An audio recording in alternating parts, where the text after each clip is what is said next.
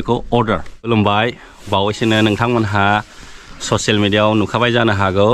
जोंनि बे बर' मिडियामनि टेक्स्ट बुकआव गोदान गोदान सोदोब सोनाय बेनिफ्राय गोबां मानसिफ्रा बुंदों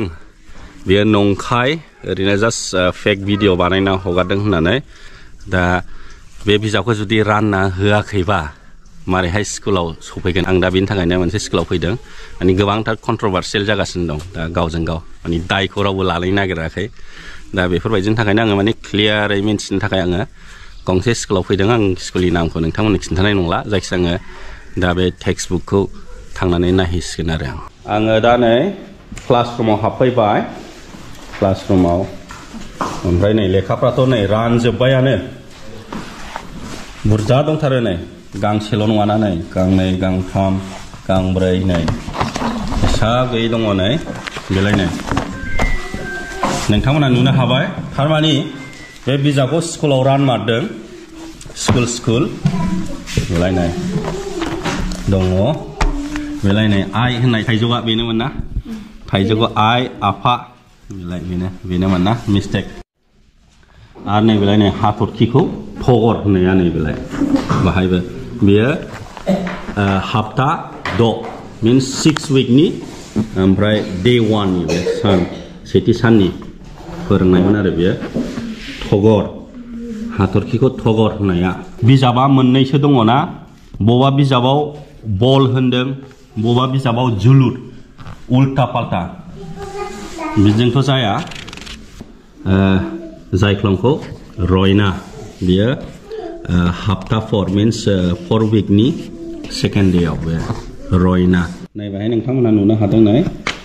बे दाउब'खौ बरफ होनाय बल बबेबा लेखायाव जोलुर बबेबा लेखायाव बल उल्टा पाल्टा ओमफ्राय नै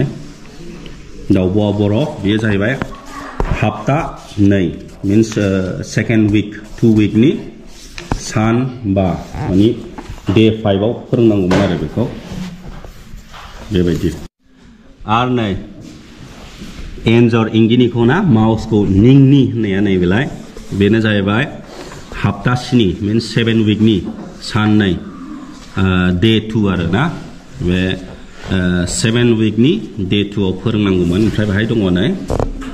निंनि जाहैदों एन्जर इंगिनिया निंनि बिराद मिस्टेक दं नोंथांमोना नै बे एन्जर जायो नामा नोंथांमोना नै सावगारियाव नुनो हाबायना नै सावगारि नायनानै मुं बुंनि फै नायदो नै बे एन्जर नामा नै बे एन्जर जायो नामा ओमफ्राय नैबे राबना जाहैदों एलबाम जाहैदों बा राबना एलबाम बेनिफ्राय नै एम बेथ' रानि जागौमोन रानिया एम जाहैदों बा बेनिफ्राय नै एम्बु सेरजाया ओमफ्राय नै बाहायथ' नै कृष्णआ बिफांनि दालायाव जिरायनानै सिफुं दामदों बेनिफ्राय मोसौबो दं मोसौ गाय बेखौ मा होनदों नै बाहाय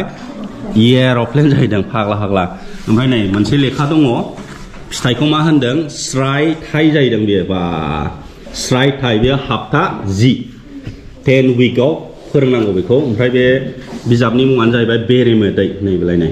बेरेमोदै सेथि थाखोनि थाखाय फराय बिजाब दा नैबे हाप्ता 10 आव नोंथांमोनहा मिस्टेकखौ नुनो हाबाय नै स्राय थाइ जाहैदों स्राय थाइ बाब्रे बा स्टुडेन्टसफ्रा दा नै फरायगासिनो दङ नुवाखै आङो बिथांमोननि मोखांखौ देखायथ'ला नै गासिबो फरायगासिनो दङ बे ओरैनो फेक बानायनाय नङा आरो दङ नै ओरैबो बेयो गोदान एजुकेसनेल पलिसिनि कारिकुलाम बेयो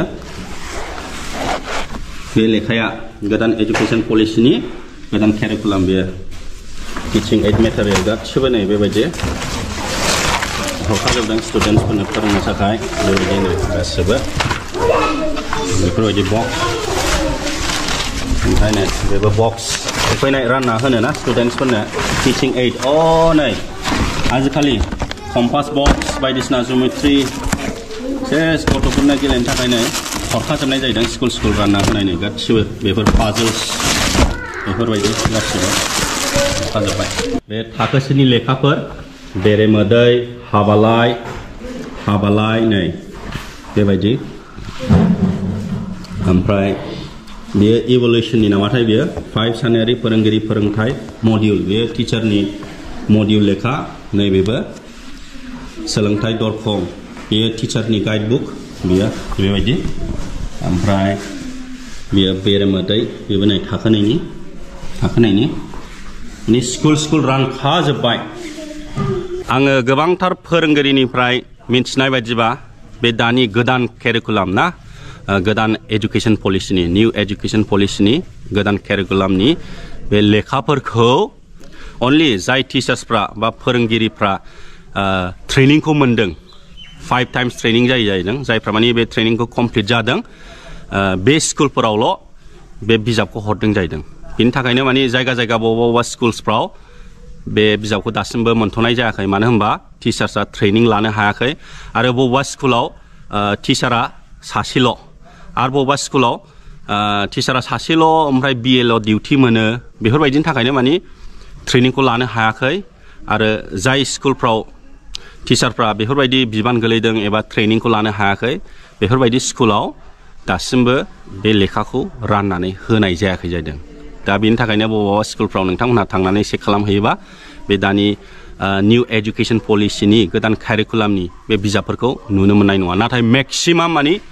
डिस्ट्रिबिउटरानो जाजोबखाबाय जादों रानना होजोबखाबाय दा आंबो नुवाखै आंनि मेगनजों फैनानै नुफैबाय दा गोरोन्थिया सोरनि दा प्रब्लेमा बेसो जों नागिरनांगोन गोरोन्थिया सोरनि गावजों गाव बे दान्थे बिदान्थे खालामनानैल' जानाय नङा बे लेखाखौ लिरनायाव मिस्टेक जानाया सोरनि जुदि जों मिन्थिथारनो लुगैयोबा जों मारैहाय मिन्थिनो हागोन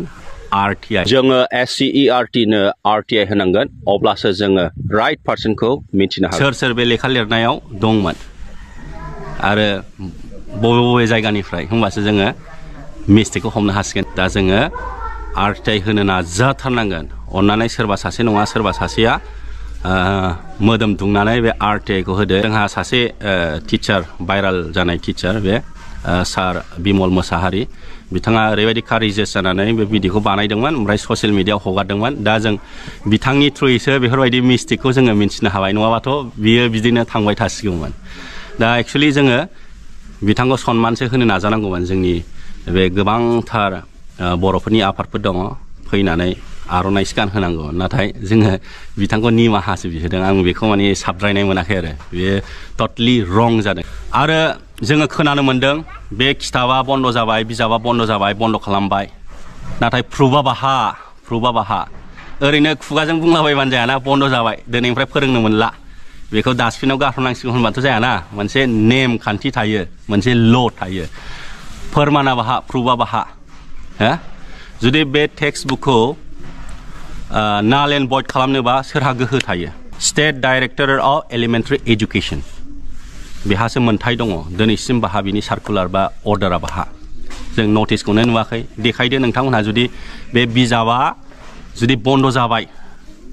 होननायनि माबाफोर मोनसे प्रुफ दङबा लेखायाव लिरनाय ना सार्कुलार एबा मा होननांगौ बिदिखौ order state directorate of elementary education आसामनि नुदों नामा बाहाबा नुवाखै बेनि थाखायनो जोङो बयबो जांख्रिथाय खालामनांगोन बे लेखानि सोमोन्दै नोंथांमोनहा बर' हारिनि रावाव बेफोरबायदि उल्था पाल्टा सोदोबखौ लुगैयो नामा नोंथांमोनहा जुदि बे बर' रावाव बर' हारिनि रावाव उल्था पाल्टा सोदोबफोरखौ लुगैयोबा सिरि थादो उन्दुनानै थादो जुदि नोंथांमोनहा लुगैयाबा जोङो जांख्रिफिननांसिगोन अब्ला आङो बांद्राय बुंला एसेयावनो बुंनानै फोजोबबाय खुलुमबाय जय बर' हारिनि